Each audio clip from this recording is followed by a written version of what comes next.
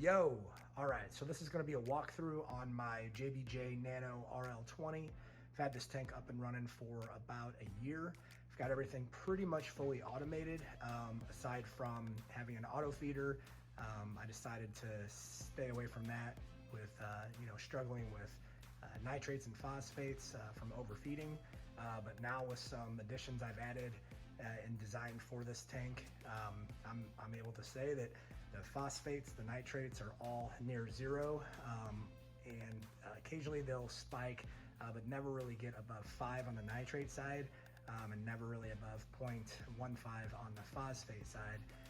But yeah, so this will be a walkthrough. Let's go ahead and start with the back. I've got the Aquamax NF1 protein skimmer. This did take a little bit of tweaking and calibrating to get dialed in, but working really well. It gets a nice bubbly foam there and fills up after about 3 to 5 days. So don't have to, empty that too often. I've got a Tunes auto top off. You can see I 3D printed a little director there, so it comes right down. Rocking the, the heater there, I think is a Cobalt. And what I've done back here is 3D printed a small tray that you can pull out, add your filter floss.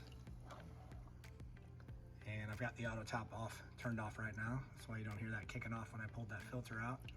And I just replace that about once a week, but use tinkercad.com and my 3D printer to create that. And then, with those phosphate issues, I decided I wanted to go ahead and get an algae scrubber. I saw the ones you can buy online from like Marine Aquatics or something like that. And they're like, $200 or something for the size that I would need for this 20 gallon. So I decided to go ahead and create my own. And I wanted to kind of show you guys what we're looking at here. So designed this on Tinkercad as well. And this is a upflow bubbler design. So you pop this lid off here. You can see I'm growing all kinds of algae in there. Just got a submersible light that I bought on Amazon and put in there. Got your craft mesh or your knit mesh and mounted that in there. And yeah, it's growing all sorts of algae in there. Once I added that algae scrubber, I pretty much kissed my nitrate problems goodbye. And they've really just stayed at zero or near zero.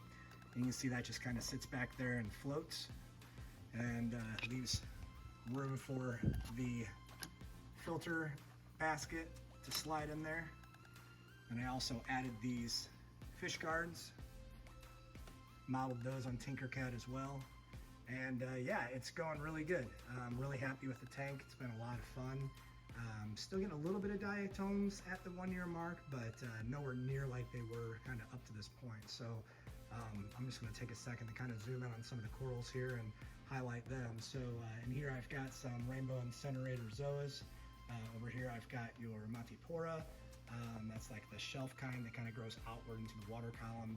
I've got a radioactive dragon eye zoa there, and Bubbles and Thumper are saying hi there.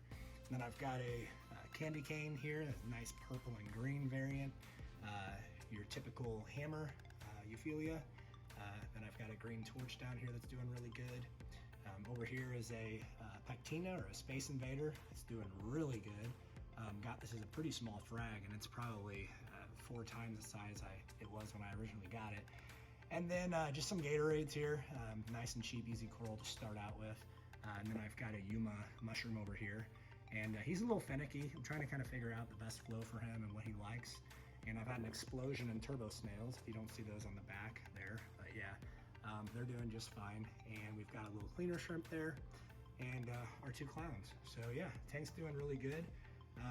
Other than that, down here in the bottom, like I said, I've got my auto top off reservoir, and I've got the Kessel, I think it's the A180, and the controller. It takes care of all the lighting and everything automatically. And then back here, I went ahead and bought the Casa Smart Power Strip. And this allows me to not have to get down here and unplug things. When I'm working on the tank, I can just open up the app on my phone and connect to it and turn things on and off, like the auto top off, or the power head, the tank pump, whatever it might be when I'm doing feedings. And added myself a little USB light there for at night to light up the cabinet. But yeah, that's pretty much it with the JBJ Nano RL-20 gallon.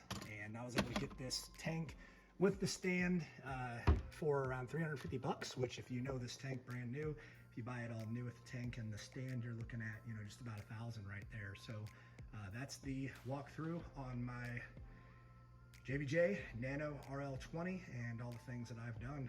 And hope you guys enjoy the video. Maybe it'll give you some ideas. I'm gonna go ahead and in the description add the link to my Thingiverse uploads for both of these parts. So if any of you have this particular tank or a similar all-in-one, these should print nice and easy for you.